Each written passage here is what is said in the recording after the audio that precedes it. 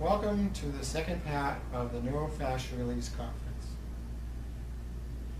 This course is not intended to replace the usual procedures of taking histories, performing physical examinations, and coming to reasoned conclusions about patients' treatments.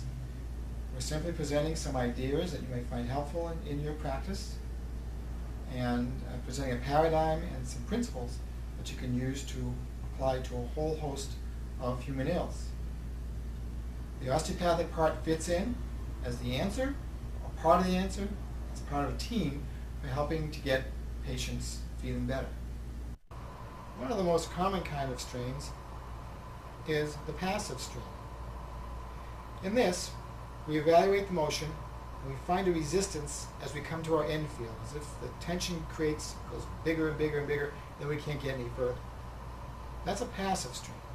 We're going to recruit that strain through the whole system after we've done our initial evaluation and find our release point using the neurofascial release paradigm, which I will describe as we do it.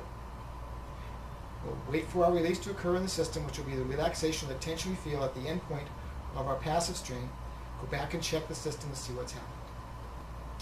Again, we're going to check our range of motion, heights of the iliac crests, rotation about vertical axis, checking for any scoliotic, kyphotic curves, raising the arms at tissue speed in the coronal plane. He's trying to help me. That's as far as he goes at tissue speed. We check flexion, extension, rotation, and side bending. We find basically there's no ranges of motion. What we're going to do is recruit this strain by pulling the arm, abducting the arm.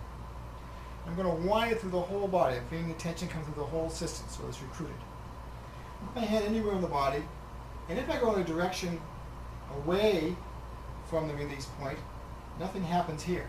If I go in a direction towards the release point, this tension begins to disappear, and all of a sudden it melts.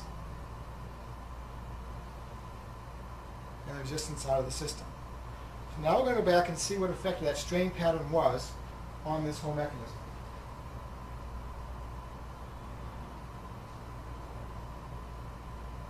See if there's any changes in the hip rotation that we started with. And again, we're moving all this at tissue speed.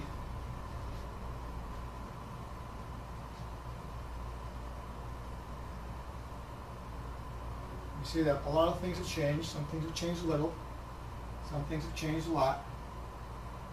And that's the effect of taking the key lesion out of the system using a passive strain.